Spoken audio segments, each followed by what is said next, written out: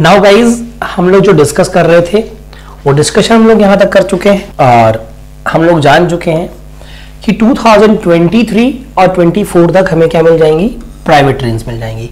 Then move करेंगे आगे की और जानने की कोशिश करेंगे अगला पॉइंट हमारा क्या कह रहा है। अगला पॉइंट देखिएगा, आपको पढ़ के भी बड़ा नहीं कहते हैं कई बार में सरप्राइज हो जाना, तो वही है। सरप्राइज क्या है? सरप्राइज ये है कि बांग्लादेश जो है वो भारत के कंपैरिजन में, इवन द वर्ल्ड के कंपैरिजन में भी मैं कह दूं, भारत और वर्ल्ड के कंपैरिजन में CAGR। अब आप कहोगे सर ये क्या है? ये है आपका कैपिटल अकाउंट जिसके अंतर्गत एक्सपोर्ट जो बांग्लादेश कर रहा है पिछले 2011 से 2019 के बीच में उसका 8.6% है और इंडिया का कितना है? 0.69%। मतलब बांग्लादेश 8.6% पर है, वहीं इंडिया 0.9% पर है और वहीं पूरा वर्ल्ड 0.4% पर है। तो कहीं ना कहीं अगर मैं बात करूं यहां पर, तो कैपिटल अकाउंट के साथ साथ में यहां पर एक शब्द और हम ऐड करेंगे, वो क्या होगा? कैपिटल अकाउंट मैंने क्यों कहा?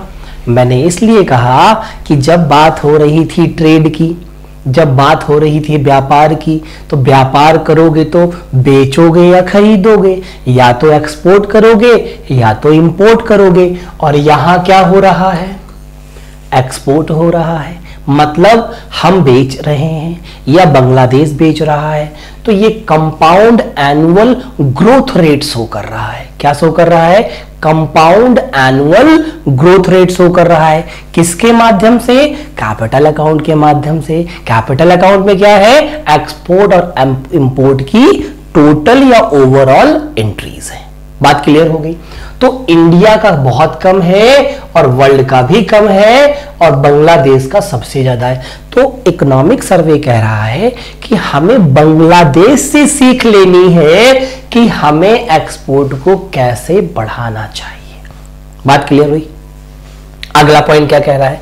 अगला पॉइंट कह रहा है ऊंचे शेयर बाजार का स्तर वित्तीय और वास्तविक क्षेत्र के बीच की खाई को बढ़ाता है। देखिए, इसका कारण समझिए। आप लगातार देख रहे हैं कि जैसा हम लोगों का भारत में सेंसेक्स है, या मैं कहूं जो शेयर बाजार है, जो शेयर मार्केट है, ये लगातार हाई बना रहा है, लगातार कंसेक्यूटिव। अगर ये हाई बना रहा है तो यहां पर जो शेयर्स हैं उनकी भी जो एक्चुअल वैल्यू है वो भी तो बढ़नी चाहिए ना, ये सर तो। लेकिन उनकी वैल्यू तो उतनी बढ़ नहीं रही है, बट शेयर बाजार लगातार क्या कर रहा है? हाई बना रहा है, जैसा कि आपने देखा। साथ ही साथ में अगर आपने और भी देखा हो तो पिछले कुछ दिनों में मैं एग्जैक्ट अगर आपसे कहूं तो लगभग ये बात है 1 अप्रैल से लेकर के आप 20 अप्रैल के बीच 2021 में देख सकते हैं, लगातार बाजार गिर रहा है।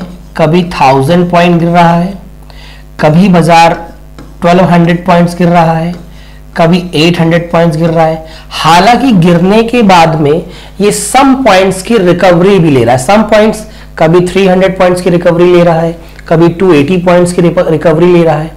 तो ये कहीं ना कहीं डिफरेंसेस पैदा कर रहा है और इसी को हम कहते हैं एक तरीके से कि जो डेटा है वो मिसमैच हो रहा है।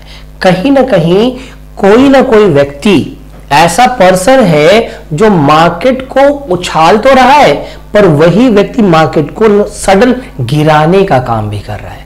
और ये जो सारे काम होते हैं मेरे दोस्त, वो कैसे होते हैं? एक न्यूज के माध्यम से।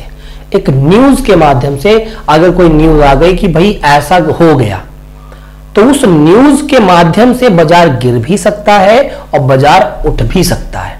जैसे आप सभी को पता होना चाहिए कि न्यूज अगर खबर आई आपके मार्केट में कि कल से यस बैंक को जो एनुअल प्रॉफिट हुआ वो 20,000 करोड़ का हुआ, तो अभी जो यस बैंक 14 रुपए का है, जब आप कल देखोगे तो ये 14 रुपए का नहीं होगा, 220% बात है नहीं हो। क्यों? क्योंकि बाजार में खबर क्या आई है कि यस बैंक को इतने 1000 करोड़ का प्रॉफिट हुआ है। और ये खबरें कहां पर आती हैं? ऐसी इकोनॉमी की खबरें आपको मनी कंट्रोल नामक साइट्स पर मिलेंगी। कहां मिलेंगी? मनी कंट्रोल पर मिलेंगी या इकोनॉमिक टाइम्स में मिलेंगी। लेकिन पता चलता है 2 दिन के बाद कि जो बोर्ड ऑफ मेंबर्स हैं यस बैंक के या कोई भी बैंक हो सकता है, वो कह रहे हैं कि हमारा जो नेट प्रॉफिट आया है वो इतना नहीं है। तो ये क्या हुआ कि एक्चुअलिटी कुछ है और प्राइस कुछ है। ये वो रीजन है जिस वजह से यहां पर हमें एक बार देखना पड़ेगा और कंसर्न लेना पड़ेगा कि ये जो गैप है ये बहुत लॉन्ग गैप ना क्रिएट हो। नेक्स्ट क्या कह रहा है? PLI scheme. देखिए पीएलआई स्कीम क्या है? इसे कहते हैं प्रोडक्शन लिंक्ड इंसेंटिव स्कीम। क्या कहते हैं? Production linked incentive schemes. इसे बजट में हम और एलोबरेट करेंगे। इसमें लगभग 10 सेक्टर शामिल किए गए हैं, जिसमें इंफ्रास्ट्रक्चर भी है, रिन्यूएबल एनर्जी भी है। इसमें 10 वो सेक्टर्स हैं जो प्रोडक्शन से रिलेटेड है। किससे रिलेटेड है?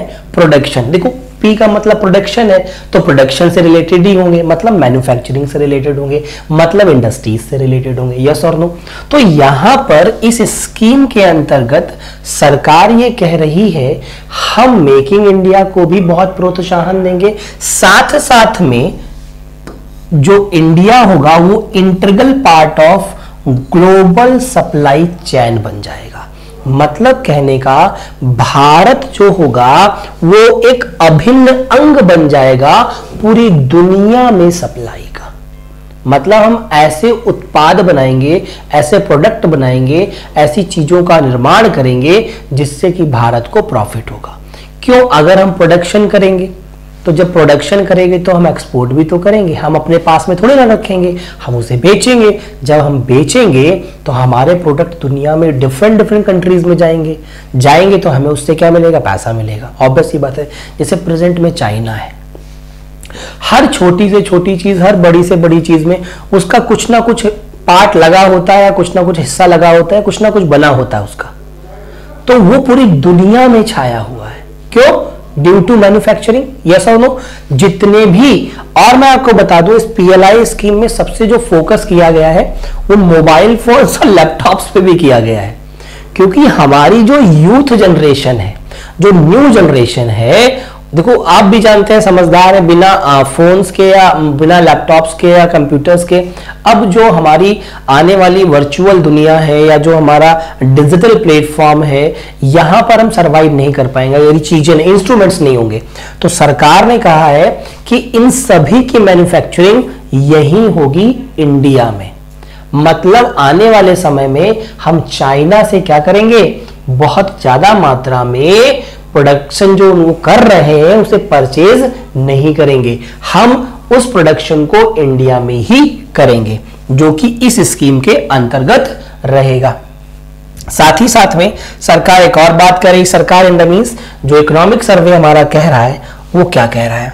वो कह रहा है, सर्वे सजेस्ट करता है change in weight of food items to gauge true picture of inflation. देखो इसका कारण बताते हैं। आपने अगर थोड़ा सा भी गौर फरमाया हो तो आरबीआई इन्फ्लेशन को कंट्रोल करने का काम करती है। आरबीआई के पास में एक फंक्शन होता है formulate and implementation of monetary policy, जिसे हम कहते हैं मौद्रिक नीति। और मौद्रिक नीति का सिर्फ और सिर्फ एक ऑब्जेक्टिव, एक एम और एक उद्देश्य होता है कि उसका काम है टू कंट्रोल द इन्फ्लेशन। मतलब कहने का, इन्फ्लेशन को हिंदी में हम मुद्रास्फीति कहते हैं और बिल्कुल देसी भाषा में मेरे दोस्त महंगाई कहते हैं। ठीक, तो इसे कंट्रोल करना, अब इस जगह मैं लिख देता to control the money supply, मैं इस जगह लिख देता to control the liquidity in the market, इसका सबका मतलब भी इन्फ्लेशन से ही है। बात क्लियर है? अब आपके एग्जाम में इन्फ्लेशन ना लिख के क्या लिख देता, टू कंट्रोल द लिक्विडिटी, तो आपको पता होना चाहिए लिक्विडिटी इन द मार्केट, इसका मतलब भी क्या है बताइए, इन्फ्लेशन से है।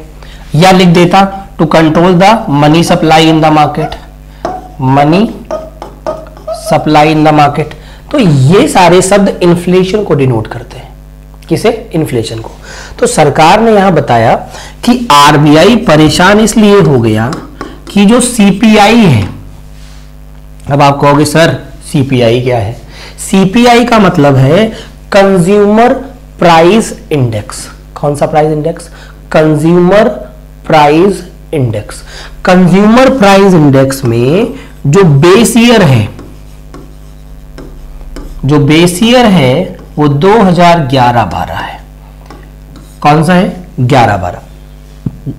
अब आपके मन में एक बात आएगी, sir CPI consumer price index है, और भी कोई इंडेक्स होते हैं क्या?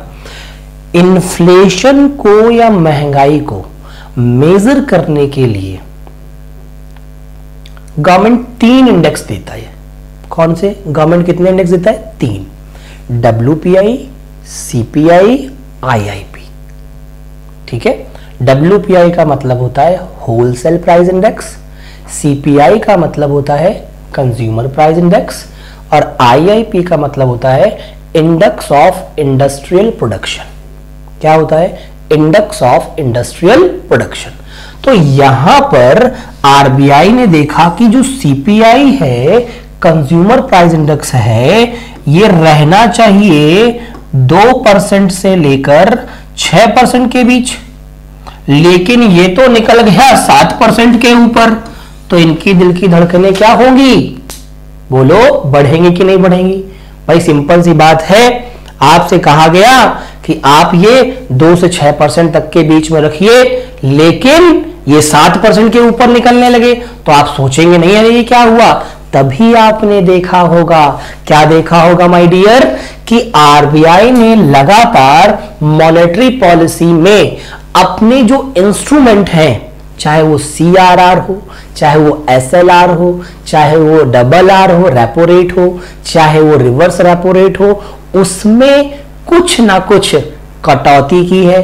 चाहे वो कटौती उसने 25 BPS की हो, या उसने कटौती 50 BPS की हो, या उसने कटौती 75 BPS की हो, या उसने कटौती 100 BPS की हो।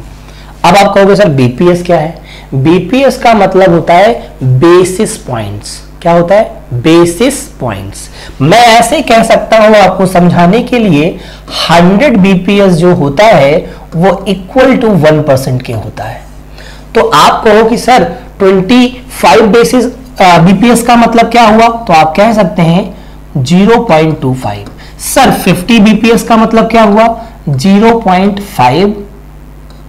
बोलो यस और नो, यस और नो, बात क्लियर? तो सरकार आरबीआई ने यहां पर अपनी मॉनेटरी पॉलिसी के इंस्ट्रूमेंट्स में क्या की? कटौती की, जिसके माध्यम से ये इन्फ्लेशन कंट्रोल किया गया। Is it clear guys? ठीक है, चलिए